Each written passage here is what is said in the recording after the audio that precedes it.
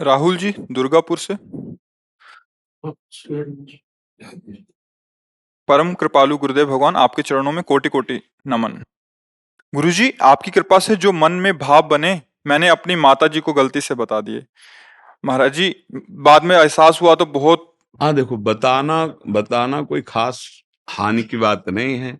गर्वपूर्वक बताना खास बात हो जाती है हानि की। जैसे हमें कोई बात आपको सपोर्ट करनी है, आप कह रहे हो बहुत दुख में है, तो हम कहते देखो भाई हमारी किडनी खराब है, भारी से भारी कष्ट, एक पैसा नहीं था, भोजन नहीं था, कोई देखने वाला नहीं था, उस कष्ट की स्थिति में भी ऐसा, तो यह हम अहंकार जनित नहीं कह रहे। देखो इस दुख में भी भजन हो सकता है, इस दुख में भी आनंद से जिया जा सकता है। तो जैसे माँ है, हम उसको बताया कि देखो वैसे तो हम अज्ञानी जीव, पर गुरु जी का जब सत्संग सुना और नाम जप तो मुझे ऐसा ऐसा ऐसा आनंद, अगर आप भी जप करो तो आपको भी आनंद मिलेगा। अहंकार रहित होकर यदि उनके मंगल के लिए हम अपनी कोई बात बता देते तो उसमें हानि नहीं होगी, और अपना महत्व रख करके जब कहेंगे तो अंतर ध्यान हो जाएगी वो बात, क्योंकि वो तुम्हारी बात नहीं थी, तो कृपा से आई थी हृदय में। समझ रहे हो ना? तो अगर अहम युक्त होकर होगी तो फिर वो हट जाएगी, अहम युक्त नहीं है तो और बढ़ेगी। देखो हमें नाम जप करने से बहुत आनंद मिलता है, आप भी नाम जप कीजिए, ये अहंकार पूर्वक नहीं, आपको सुख देने के लिए, तो बात चल जाएगी। अगर ये बात हुई हम पुष्ट करने के लिए तो नाम जप कर ही नहीं पाओगे, देख लेना, मन विषयों में भटकने लगेगा, मन तुम्हें घसीट लेगा। इसलिए कहा जाता है कि नया साधक अपने मनोभावों को गुप्त रखे, क्योंकि हम मिटा नहीं है, कहीं ऐसा ना हो कि गड़बड़ हो जाए।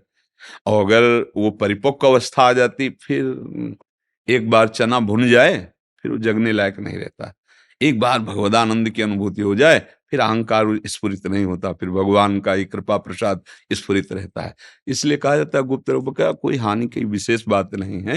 अहम को मिटाने के लिए कहा जाता है कि आप कहीं अपनी अहम की वृत्ति को पुनः पुष्ट किए, तो यही अहम ही हमें अज्ञान में फंसाकर नाना प्रकार की चिंताएं, दुख, क्लेश, अहंकार, ये सब, इसलिए इसी साव भाव से मैंने कहा था कि मेरी मम्मी मेरे बारे में अच्छा सोचे, भाव यही हाँ, है। ये तो गलत है। ये गलत है। हाँ, ये गलत, मेरे भाव में कोई मेरे लिए कोई अच्छा सोचे, ये आम की पुष्टि है। मेरी मम्मी अगर ये बात समझ जाए और ऐसे ही सुख में निमग्न हो जाए, ये बात अलग हो गई। मैं हाँ, जहाँ अपने प्रति, हाँ, तो ये बड़ी अभी कृपा है जो आप अपनी बात को समझ रहे हो, अपनी गलती को, ये आध्यात्मिक सूक्ष्मता है। हाँ, भगवान से प्रार्थना करो, धीरे धीरे अहम गलित हो जाएगा। अवनी पांडे जी। जराशधारी वंश। आप लाल जू लिए खड़ी रहती हो क्या? हाँ, दिखाओ। हाँ, पहचान में आ गई वो, सुबह सुबह जो वहां खड़े रहते हैं। हाँ जी। गुरुदेव भगवान, आपने सत्संग में कहा है कि हमें अपने माता पिता के चरण स्पर्श करना चाहिए, परंतु मेरे माता पिता मुझे चरण स्पर्श करने ही नहीं देते। तो मुझे बस क्या करना चाहिए भाव महाराज? से ऐसे करना। चरण स्पर्श कई तरह से होता है, एक होता है स्पर्श करके करना, और एक होता है भाव से स्पर्श करना। नमन किया अपने, दूर से भी माथा रख के नमन किया जाता है, हाथ जोड़ के झुक के भी नमन किया जाता है, और कभी कभी नेत्रों से मन प्रणाम भी किया जाता है। मान लो ऐसी कोई परिस्थिति है तो गुरु ही प्रणाम मन ही मन कीन्हा, भगवान जब अजगो उठाने जा रहे तो गुरु ही प्रणाम मन ही मन, मन से भी प्रणाम होता है, तन से भी प्रणाम, साष्टांग, और कई तरह की मुद्रा है। तो अगर स्पर्श नहीं कराती तो मन से प्रणाम कर लिया ऐसे, ठीक है। पर बहुत अच्छी बात है, तुम हमारी बात सुनी और उसके लिए प्रश्न किया, इसलिए तो वैसे तो भाग्य तो तुम्हारे है, रोज खड़ी मिलती वहां, 2:45 जब आते रात्रि में रोज खड़ी मिलती, श्री हरिवंश चरण शरण हमारी। तो गौर से इसलिए देखते, बच्चे है ना छोटे छोटे, उसे तुम्हें नींद नहीं आती, 2:45 बच्चों का जग के उपस्थित, 2:45, 8-8 बजे तक जो जवान जवान है वो सोने का अभ्यास डाल रहे हैं, ये छोटे, ये तो बच्चे हैं, ये इनका सोना कोई निश्चित थोड़ी, कभी भी सो जाए कभी, लेकिन वो खड़े हैं, वर्षा हो रही तो भी खड़े हैं। इसको कई बार देखा है, ठाकुर जी को ऐसे लगे श्री हरिवंश चरण, ये है पूर्व भजन। पूर्व में ऐसा भजन हुआ, ऐसे माता पिता मिले, ऐसे संस्कार पड़ रहे हैं, तो जीव का मानव जीवन सार्थक हो जाता है, चाहे स्त्री शरीर में चाहे पुरुष। भगवान को स्त्री पुरुष से नहीं, दंडकारण्य के ऋषियों के यहाँ किसी की कुटिया में नहीं गए, सबरी मैया के घर गए, नहीं, सबरी मैया के आश्रम। जो प्यार सबरी मैया को दिया भगवान ने, वो वहां के किसी भी ऋषि को नहीं मिला, क्योंकि मैया ने गुरु भक्ति दिखाई, जो गुरु भक्ति गुरु वचन, तो भगवान बिक गए। सब वहां सबरी का अनादर करते थे, छू न जाए ऐसा वैसा, भगवान ने सबको एक तरफ कर दिया, मैया के पास बैठकर उनके बेर पाए। यही भगवान की कृपालुता, यही महानता देखकर अपने सबके मन में उत्साह आता है कि मेरे ऊपर भी कृपा हो जाएगी। नहीं नहीं तो कहाँ उनके, कहाँ भगवान और कहाँ हम उनके लायक कहाँ। अरुणा जी, राधे राधे महाराज जी, आपके चरणों में कोटि कोटि चरण वंदन। महाराज जी, हमारे इस तन में जो आत्मा है वो कौन है, कहाँ से आई है, उस आत्मा का मूल स्थान कहाँ है? नाम जप करो, नाम जप करो, भगवान के चरित्र सुनो, भगवान के चरित्र गाओ, घर में ठाकुर सेवा विराजमान करो, सुंदर सुंदर भोजन बनाकर भोग लगाओ, आरती करो, प्रणाम करो, नाम कीर्तन करो, परिवार को भगवान का भाव रखते हुए सेवा करो। इससे सब जान जाओगे। जिससे जाना जाता है उसको बुद्धि कहते हैं, और बुद्धि से जो भी जाना जाता है वो सब प्रकृति होती है। वो प्रकृति और बुद्धि दोनों का स्वामी है, दोनों का प्रकाशक है। वहां तक पहुंचने के लिए वार्ता नहीं है, उपासना है, भजन करो। हम सब उन्हीं के अंश हैं, वही आत्मा है, वही परमात्मा है। जीव देहाभिमान के कारण विलग होकर भोगों में भटक रहा है।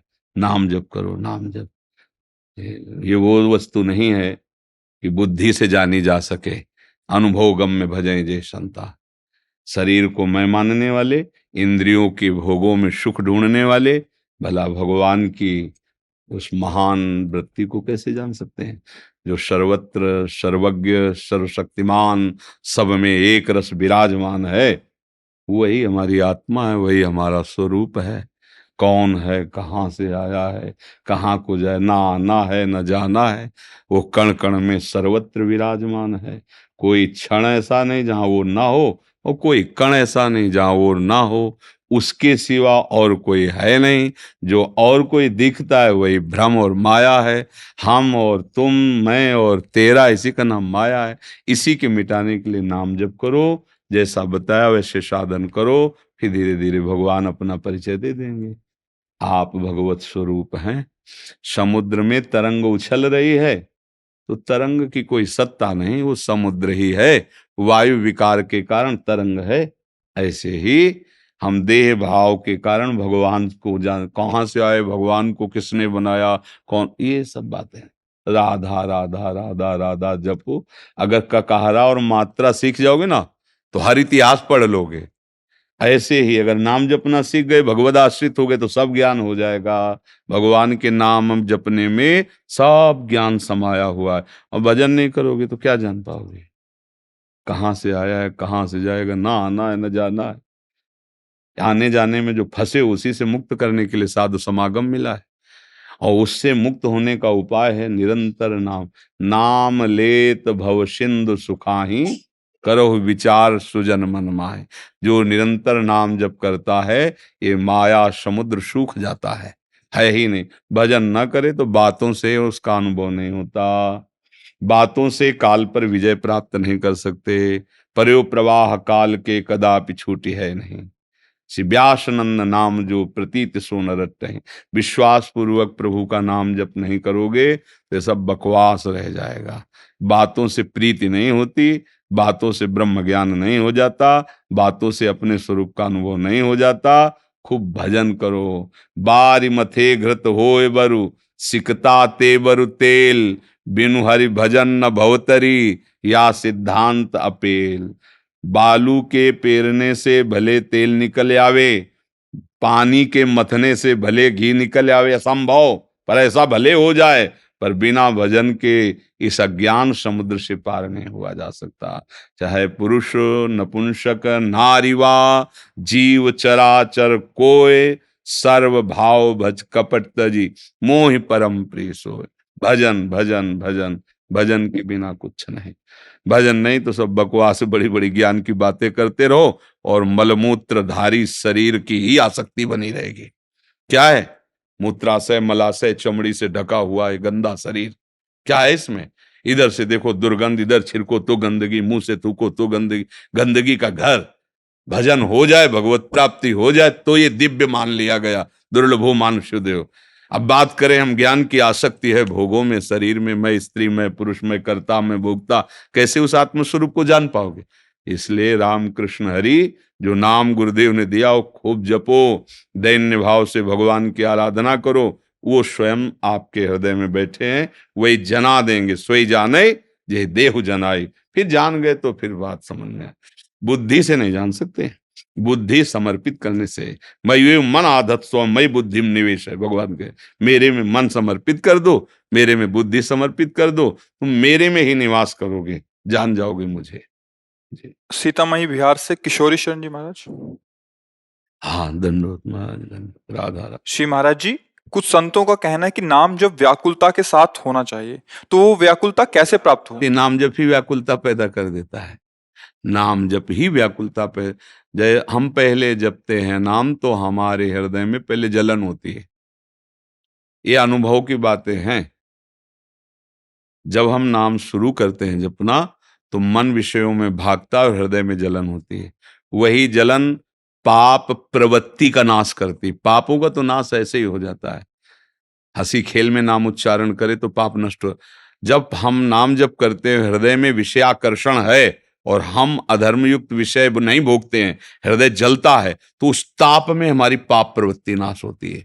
जैसे जैसे ताप बढ़ता है तो अनर्थों का नाश हो जाता है, अनर्थ करने वाली प्रवृत्तियों का नाश हो जाता है। अब धीरे धीरे नाम में एक रुचि प्रकट होती है। जब रुचि के साथ नाम जपना शुरू किया तो वो रूप प्रकट करता है आराध्य देव का। अब व्याकुलता पैदा हो जाती है। अब व्याकुलता में जैसे नाम जप का मतलब है आर्त भाव से पुकारना, राधा राधा राधा। जब भरत जी बोलते सिया राम तो पूरा चित्रकूट प्रेममय हो जाता है। महाप्रभु चैतन्य देव हरे कृष्ण, ओ कृष्णमय। वो नाम जपते जपते व्याकुलता आती है। नाम जपते जपते कुछ हमें आगे की चिंता नहीं करनी। आगे एक शिष्य यमुना स्नान करने जाना चाहते थे, अंधेरा था, तो गुरुजी ने एक टार्च दी छोटी सी, वो टिम टिम बस ऐसे पैर, एक पैर दिखाई दे। बोले गुरुजी इतनी बड़ी रास्ता कैसे इससे तय होगा? बोले एक पैर दिखाई दे रहा ना, उसमें पैर रखो, अगला कदम के लिए प्रकाश है, फिर अगले कदम के लिए प्रकाश है। हम लोग क्या है, बहुत ऊंचाई की बात को सुन करके परेशान हो जाते हैं या निराश हो जाते हैं कि ये बातें तो कोई बहुत बड़ा अवतार सिद्ध महात्मा ऐसा हम लोगों से कैसे होगा। नहीं नहीं नहीं, एक कदम दिखाई दिया ना, बस उस पर पैर रखो, तुम्हें वही कदम लक्ष्य तक पहुंचा देगा। राधा राधा जो गुरुजी ने नाम दिया है ना, जैसे भाव कुभाव अनख आलस हो। अभी हमें ये नहीं देखना कि व्याकुलता पुरो, वो आगे खुद पैदा कर देगा। व्याकुलता कहीं बाजार में तो मिलती नहीं है ना, ये व्याकुलता तो नाम ही देगा ना। जैसे जैसे नाम जपते जाते हैं, हृदय निर्मल हो जाता है, निष्पाप होने लगता है, तब अपने प्यारे की भावनामयी झलक आने लगती है। ये वही उपासक जानता है जो जप करता है। भावना अब उसको अब तो जिया नहीं जा रहा उसके बिना। अब वो पुकार होती है, अब उसका जप नहीं हो रहा, अब वो पुकार रहा है। कभी आंसू चल रहे हैं, कभी विकलता हो रही, कभी शांत बैठा, अब किससे अपने दिल की बात कहे। हर समय बस वो व्याकुलता ही व्याकुलता उसके अंतर्दाव लगी रहे। धुआं न प्रगटे कोय, कह जाने दिल आपनो, या जा सिर बीती हो। बिरह कमंडल कर लिए बैरागी दो नैन, मांगत दर्श मधु करी, छके रहत दिन। ना काहू सो बोलिबो ना कोई व्यवहार, बस अपनी कुंवरी किशोरी को जियत निहार निहार। बस उसको और कुछ सुआ, पर ये स्थिति है, स्थिति ये भजन से ही आई है। सदगुरु के चरणों का आश्रय लेकर भागवती की उपासना के अनुसार धर्माचरण करते हुए जब हम नाम जप करते हैं तो नाम हमें भूमिकाओं में पहुंचाता चला जाता है। अब व्याकुलता और रोते हुए नाम पुकारने का मतलब बस भगवत साक्षात्कार होने वाला है। बिनु रोए किन पाइया प्रेम प्यारा मीत, तो रुदु सुस्वरम राजन कृष्ण दर्शन लालसा। तो तासा महावीर भूत छोरी समय मान मुखामुजा, पीताम्बर धरा सृगवी साक्षात मनमत मनमता।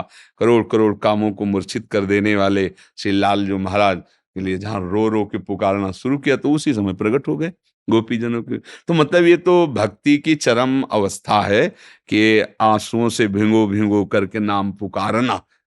पर इसके लिए हमें घबराना नहीं कि तो ऊंची स्थिति कैसे आएगी, यहीं से आएगी जहां से हम चल रहे, बस चलते रहें। भजन अपने आप रंग ला देगा। सब स्थितियां इसी भजन में समाई हुई, सच्ची बात समझ लेना। किसी अन्य साधन की और आवश्यकता नहीं, आप नाम पर ध्यान दीजिए, ये सारी स्थितियां प्रकाशित कर देगा।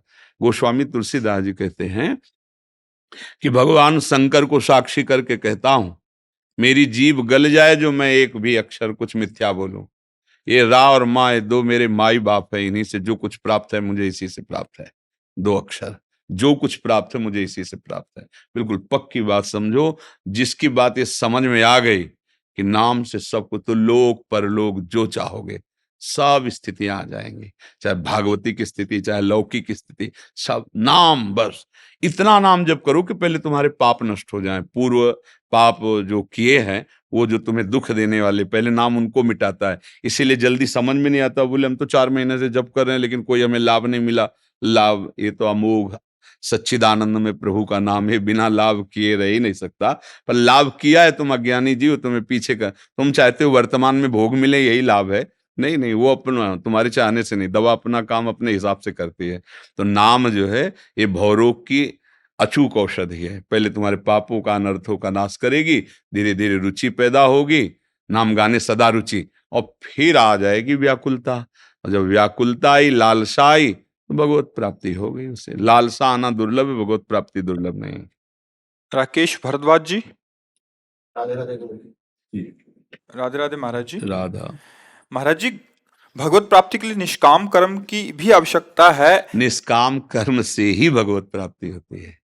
निष्काम कर्म की आवश्यकता नहीं, निष्काम कर्म से ही भगवत प्राप्ति की होती है। लेकिन निष्कामता बाजार में थोड़ी मिलती। फिर वही का भजन से आएगी निष्कामता। जैसे हमारे मन में है कि हमारा शरीर स्वस्थ रहे, हमें इच्छित पदार्थ भोगने को मिले, जितना हम सोच रहे उतना धन तो होना ही चाहिए, हमारे मित्र हमसे कपट छल न करें, हमारे परिवार के लोग जैसा हम चाहें वैसे चले, हमसे प्यार करें। लगभग लगभग सबकी यही कहानी है। अगर आप देखो मानसिकता तो छोटी मोटी मिला के टोटल में यही आएगा, नहीं आएगा? ये है क्या? ये मांग कोई सत्य मांग है इनमें से एक भी? शरीर कितने दिन के लिए आया है तुम्हें पता नहीं। तो इस शरीर के लिए तो सारी मांग हुई ना, अनुकूलता की मांग हुई ना। अब मेरे प्रभु अनंत जन्मों से तुम्हें देख रहे हैं, कहाँ कहाँ गए हो, क्या क्या मांगा है, क्या क्या भोगा है, पर आज तक तुम्हारी तृप्ति नहीं हुई। फिर भी वही मांग है जिनमें तृप्ति नहीं हुई है। तो जब हम प्रभु से जुड़ते हैं और ये मांगे रखते हैं, तो जब वो कृपा करते हैं तो नहीं पूरी करते, पर हम छोड़े ना भजन करना, तब हमको उस ज्ञान प्राप्त होने लगता है। अच्छा, फिर वो कामनाएं नष्ट होने लगती हैं अंदर से। अब इच्छा ही नहीं रह गई। जहां इच्छा नहीं रह गई, ताऊ जो जो तुम चाह रहे थे वो सब आ गया। बड़ी चतुराई से वैद्य दवा देता है कि रोग नष्ट, जहां तुम्हारी इच्छा नष्ट हुई, ता जो जो तुमने पहले वासना की थी वो सब आ गई, आसपास घेर लिया। अब वो अंदर से बैठा कि देख इनमें, तो अंदर से वो आपकी ऐसी रुचि नहीं होती, जैसे कोई बमन उल्टी नहीं खाना चाहता, ऐसे भोगों की तरफ। अब सब भोग है, इच्छाएं खत्म हो गई। अब जो उस महापुरुष की स्थिति होती है, ललचा रहे हैं भोगों के लिए, भोग है नहीं, वो एक स्थिति। और भगवान ने ऐसी स्थिति दी कि जब ललचा रहे थे तब भोग नहीं थे, और जब इच्छा खत्म कर दी तब भोग उपस्थित कर दिए। अब तब उसको लगता है कितने कृपाल। अब वो काम के नहीं रह गए ना, अब वो काम के नहीं रह गए, तब वो सोचता है इन्हीं के लिए तो मैं जल रहा था, इन्हीं के लिए तो मैं प्रभु आपसे भी लड़ रहा था कि आप क्यों नहीं देते, और आज दे दिया। आज अब समझ में आया कि कुछ नहीं नाथ, अब कुछ नहीं, अब सब। अब वो कह रहा कृपा है, कृपा है, अमोघ कृपा है जो प्रभु ने नहीं दिया था। अगर अब प्रभु दे देते तो मैं यहां तक पहुंच नहीं पाता, बड़े कृपालु। तो निष्कामता ही भगवत प्राप्ति कराती है, पर निष्कामता भगवान से ही मिलती है, क्योंकि हमारी सकामता का विषय देह, देहाभिमान है, और निष्कामता प्रभु से जागृत होती है। जैसे जैसे हम प्रभु के आश्रित होंगे, भजन करेंगे, वैसे वैसे हम निष्काम होते जाएंगे। कोई निष्काम पैदा नहीं होता, निष्कामता प्रकट होती भजन से, चाहे वो गृहस्थ हो चाहे विरक्त हो। भाई जी महाराज जब ने निश्चय किए से हनुमान प्रसाद पोद्दार जी महाराज कि अब हमारे जीवन का लक्ष्य केवल भगवान का निरंतर भजन करना है, धोती कुर्ता में भी परम संन्यास, इससे कोई मतलब। गीता वाटिका में एक बहुत बड़े, जिनकी कई फैक्ट्रियां थी, अरबों खरबों रुपया थे, भाई जी के पास आए और बोले अब हमारा शरीर बूढ़ा हो गया है, और आप जैसा धर्मात्मा पुरुष हमारी नजर में नहीं आया अभी, मैं सब कुछ आपको समर्पित करता हूं, बस आप संभाल लो। भाई जी ने इसीलिए वो बात लिखी थी, अपनी बड़ाई के लिए नहीं, कि साधक सावधान, साधक सावधान, जब सब कुछ छोड़ के प्रभु की तरफ, तो ये ले सब कुछ फ्री, आप केवल देखिए बस सब। भाई जी ने कहा नहीं बाबूजी, हम इस योग्य नहीं हैं। अब तो ध्रुव जी जब परम पद प्राप्ति के लिए चले, तो भगवान नारद जी आ गए। अरे बेटा, वहां जंगल में बड़ा दुख, सांप बीची राक्षस। नहीं, मैं क्षत्रिय बालक हूं, एक बार निश्चय कर लिया, अब कदम पीछे नहीं। निश्चय इसीलिए किया ना कि पिताजी ने सिंहासन में जो गोद में बैठना, तो अभी चलते हैं, राज तिलक करवा देंगे सिंहासन। ध्रुव जी को लगा जिसके लिए चला तो राज तिलक की बात, अब तो कदम पीछे हटेंगे ही नहीं। परम पद में आज भी ध्रुव जी विराजमान, समझ रहे? निष्कामता अपने आप नहीं आएगी, निष्कामता भजन से आएगी। जैसे जैसे आपको अनुभव होता जाएगा ना, वैसे निष्कामता तब आ जाएगी जब आपको प्रभु से ऐसा अपनापन हो जाए। जैसे छोटा बच्चा है, वो कुछ नहीं जानता कि मुझे क्या पहनना है, क्या खाना है, कहाँ शौच जाना, कहाँ लोग, कुछ पता नहीं। वो माँ को पता है सब कुछ। उसको शौच आई, शौच कर दिया, लघुशंका है, लघुशंका। छोटा बच्चा है ना, अब सारी जिम्मेवारी माँ की है ना। और वही जब सयाना हो जाता है, तब थप्पड़ पाता है, तुझे पता है ना वो शौचालय यहाँ क्यों, कल से चूक नहीं होनी चाहिए। तो हम लोग जो समझदार है ना, इसीलिए थोड़ा थप्पड़ पड़ रहे हैं माया के। और जिस समय आत्मसमर्पण हो जाएगा, निष्कामता आ जाएगी, वो हमें पवित्र कर देगा, वो हमें ज्ञान दे देगा, वो हमें व्याकुलता दे देगा, उस दया का समुद्र है। अभी थोड़ी बुद्धि काम करती, इसलिए थोड़ी इधर उधर थप्पड़ लगा के कि जहां है ठीक से चलो। और जब बुद्धि समर्पित हो गई, तब सही माने में ठीक हुआ। क्या वो, हाँ मैं ये मन आदत सो मैं बुद्धि में, अब बुद्धि समर्पित हो गई भगवान में, तो निष्काम अपने आप हो जाएगा। भाई देखो, बहुत बढ़िया खीर बनाई, मेवा डाल के सब बढ़िया, 56 प्रकार के भोग बनाए, और किसी विश्वसनीय आदमी ने आपको बता दिया कि ये जो आ रही थाल आपके सामने, इसमें जहर पड़ा है, अब बोलो आप खाओगे? अपने आप निष्काम हो जाओगे। खीर जहर पड़ा है, रसगुल्ला जहर पड़ा है, निष्काम हो जाएगा कि नहीं? ऐसे ही गुरुजन संतजन बताते हैं कि संपूर्ण भोग दुख योनया, भगवान स्वयं कह रहे दुख योनया, इसमें दुख मिला हुआ है, दुख ही दुख, जितना भोगोगे। विषय चुगा मन चुगे जिन, चुगत कछुक सुख होए, फिर फांसी ऐसी परे, तेसम दुख न कोय। तो चतुर खिलाड़ी ये कि बात मान जाए गुरु की, अच्छा नहीं खाऊंगा, फिर आप जहर वाली खीर नहीं खाएंगे। और जहां आगे बढ़े तो आप प्रसन्न हो जाओगे, यार खा लेता तो मर जाता, बचा लिया प्रभु ने, बचा लिया प्रभु ने। ऐसे ही जो भक्तजन है ना, वो बार बार हरेगा, पार कृपा प्रभु, अपार कृपा, मैं तो नरक में गिरने जा रहा था, आपने बचा लिया, बड़े करुणा ने। और वो निष्कामता बढ़ती चली जाएगी। जैसे जैसे आपका अनुभव बढ़ता चला जाएगा कि प्रभु हमें इतना प्यार करते हैं, प्रभु हमारी बात सुन रहे हैं, प्रभु हमें बचा रहे हैं, हमारे मांगने पर भी प्रभु ने कृपा करके हमको नहीं दिया, तो आप पूरे समर्पित होते चले जा रहे हैं, निष्कामता बढ़ती चली जा रही। और जहाँ पूर्ण निष्काम हुए तो अनुभव हो गया, भगवान का अनुभव हो गया। बिना निष्कामता है तो भगवान का अनुभव नहीं होता। और अभी देखो सैकड़ों कामनाएं भरी हुई हैं, इसीलिए ऐसा लगता है कि जैसे माई ने प्रश्न किया था, कौन भगवान, कहाँ से, मतलब क्या आत्मा कहाँ से आई कहाँ से जाई, ये सब फालतू की बातें भरी रहती है। भजन करो, सब क्लियर आपको दिखाई देगा, पूछने की जरूरत नहीं। और भजन के बिना चाहे जितना वेदांत पढ़ लो, कुछ क्लियर होगा ही नहीं, भजन से ही बात बनती है। जी। विक्की कुमार जी, पटना बिहार से। जी। श्री हरिवंश महाराज जी, राधे राधे। महाराज जी, मैं 2 साल से आपको सुन रहा हूँ। आप सारे सवालों के जवाब मेरे को दे देते हैं एकांतिक वार्तालाप सत्संग में। फिर भी एक सवाल मेरे को अभी तक समझ नहीं आ रहा। मुझे अपने ऊपर विश्वास नहीं है। हर कार्य के लिए हमदर्दी चाहता हूँ, कोई दृढ़ निश्चय नहीं कर पाता। मैं इस प्रकार भागवतिक मार्ग पर कैसे आगे बढ़ सकता हूँ महाराज जी? अपने ऊपर विश्वास नहीं मतलब कैसा? मतलब कोई इनका वो बोले कि हाँ बहुत अच्छा कर रहे हो, हमदर्दी चाहते हैं कि हाँ तूने अच्छा किया, चलो बढ़ो आगे, हर बात हाँ, के लिए। बच्चों को ये भाव रहता है, थोड़ा प्रोत्साहन मिले, शाबाशी मिले, ऐसा। अभी बच्चे ही तो हो ना। जब तक भगवत ज्ञान का प्रादुर्भाव नहीं होता, तो अज्ञान रूपी बच्चा तो बना ही रहता है ना। हमें किसी के सपोर्ट की जरूरत नहीं है, हमें किसी की पीठ थपथपाने की जरूरत नहीं है। अब चूंकि आप अभी मतलब देह भाव में, इसलिए तो हम तुम्हारा सपोर्ट कर रहे हैं, हम तुम्हें शाबाश कह रहे हैं। आप बोलो क्या चाहते हो तुम, क्या शाबाशी चाहते हो, कैसे चाहते हो? हम तुम्हारे दोस्त हैं, इस लोक और परलोक के भी। जो सपोर्ट चाहो हम तुम्हें देने के लिए तैयार हैं। चलो भगवत मार्ग में चलो, गृहस्थी में रहते हुए पटना में रहिए, आदेश का पालन कीजिए, हम तुम्हें शाबाश कहते हैं। जब यहाँ कोई कहता है कि हम आपको धन्यवाद कहते हैं, हम कहते हैं हम आपको परम धन्यवाद देते हैं कि आपने हमारी बात मान ली, तभी तो आप आए हो। बात मान ली तो आप आए हो, आप हमारे पास आए, हमारी बात मान रहे हैं, तो आप हमारे सच्चे दोस्त हैं, मित्र हैं, हम आपका साथ देंगे। हाँ, शरीर से भले प्रकट में आपके साथ नहीं, लेकिन अनुभव करना, आप कभी का परीक्षा ले लेना, आप जितना भाव रखते हो उसी के अनुसार आप अनुभव करना, तो आपको उत्तर मिल जाएगा, वहीं तुम्हें किसी न किसी रूप में सहयोग मिल जाएगा। देख लेना, मेरा प्रभु हर जगह सर्वशक्तिमान होकर विराजमान है, बस तुम्हारी निष्ठा और भावना की जरूरत है। समझ रहे हो? अब बताओ, तुम बिल्कुल अपने ऊपर विश्वास मत करो, प्रभु के ऊपर कर लो। मन एकदम हरदम महाराज डिस्टर्ब करते रहे। क्या करता रहता है? मन डिस्टर्ब करता रहता है हर समय। आपकी हाँ, छोड़ो उसको, छोड़ो, डिस्टर्ब करने वाले दोस्त को छोड़ो, हमको दोस्त बना लो। हम तुम्हें बताते हैं कला, जब वो आपको सलाह दे रहा है आप मत मानो, दूसरा है वो तुम्हारा स्वरूप नहीं है। ये आपको गंदी बात सिखाए, आपको लगता है गंदी बात, तो आप कल से इससे बात नहीं करोगे ना।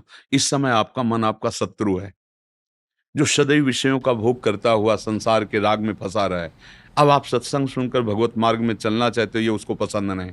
वो आपको गलत मार्ग की सलाह देगा, वो आपको नाना प्रकार के अविश्वास पैदा करेगा, नाना प्रकार के उदाहरण पेश करेगा, आपको ये समझा देगा कि संसार सत्य है, भोग सत्य है, ये सब नाटक है। आपको उसकी बात नहीं माननी। जब वो आपको समझाने लगे तो आप राधा राधा राधा राधा, वो आपको भोग सामग्री की तरफ राधा राधा राधा राधा ऊब के वो तुम्हारे अधीन हो जाएगा। हमारी पत्नी सब परिवार आपके बात का है ना, राधा राधा कीर्तन करो रोज रात को आधा घंटा 1 घंटे जब साने वाला वो देखो करो, हमारी बात अंदर से समझो।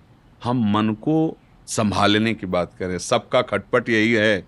सब जीता हुआ मन, इससे बड़ा कोई मित्र नहीं, और विषयों में फंसा हुआ मन, इससे बड़ा दुश्मन कोई नहीं। हमारा बाहर कोई दुश्मन नहीं है, बाहर कोई मित्र नहीं है, यही सबसे बड़ा दुश्मन और सबसे बड़ा मित्र। देखो, बहुत सही ढंग से हम चल रहे हैं समाज में, राधे राधे, और 1 मिनट इस बेईमान के कहे में लग गए और कोई गलत आचरण कर दिया, सब मिट्टी में मिला दी। है ना भारी दुश्मन, पूरे जीवन की कमाई 1 मिनट में कमाई। इतना बड़ा दुश्मन यह है कि अगर इसके कहने पे चल जाओ तो अभी 5 मिनट में जो भी तुम्हारी पवित्रता, धर्म, आचरण सब मिट्टी में मिला देगा। बस इससे बड़ा कोई मित्र नहीं। अभी भगवान में तन्मय हो जाओ, अभी भगवत प्राप्त हो गए। सारा खेल इस मन का है, घबराओ मत। ये अलग है, तुम अलग हो। जब तुम इसको इतना प्यार देते हो कि इसने कहा ये खाना ही है, और आप कहते हो नहीं, तो ये जलाने लगता है, तो लगता है यार जब तक खाऊंगा नहीं तब तक चैन नहीं मिलेगी। अब आप हार जाओगे। तू जला कितना जलाएगा, मैं अविनाशी का बच्चा हूं, तुम मार के दिखा। बस जीत गए। ये वो भेड़ है जो भेड़िया बन के डरा रहा है, और जिस दिन तुमने अपने स्वरूप की तरफ, तो ये भागेगा पूंछ दबा के। मन तुम्हें परास्त नहीं कर पाएगा। अगर ऐसा ना होता तो जितने भी गृहस्थ विरक्त भगवान को प्राप्त हुए, कोई नहीं प्राप्त कर पाता। इसलिए डरो मत। ये जो हमें है कि कोई हमें सपोर्ट करे, ये हमारी कमजोर वृत्ति है। जब भगवान का आश्रय हो जाएगा तो ये बात खत्म हो जाएगी। बच्चापन से मार्ग में चले थे, कोई सपोर्ट देने वाला थोड़ी था, वही थे भगवान। हर जगह उन्हीं का भरोसा, उन्हीं का आश्रय। पूरा जीवन इस यात्रा में देखो चलता चला गया। कोई मित्र नहीं, कोई शत्रु नहीं।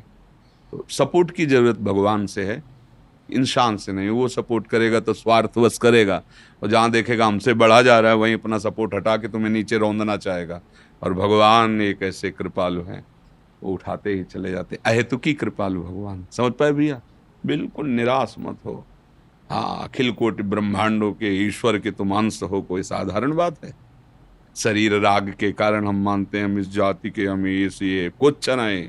सब एक घर के एक बाप की संतान है। बस समझ आ जाए, वो समझ में थोड़ा मतभेद हो गया है तो लड़ाई झगड़ा, निंदा स्तुति, हार जीत चल।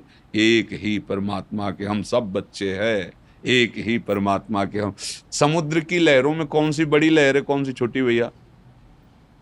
कौन सा महान है, कौन सा उसमें लघु, सब समुद्र में ही तो है और समुद्र की ही है। ऐसे ही परमात्मा रूपी समुद्र की हम सब लहरें हैं, समान है। वायु विकार घुस गया है तो लहर है, वायु शांत हुई तो समुद्र ही है। ऐसे ही माया विकार घुस गया तो मैं तू ते मेरा, ये फंस गए। अगर वो हट जाए तो भगवदा आनंद ही है, दूसरा कोई नहीं।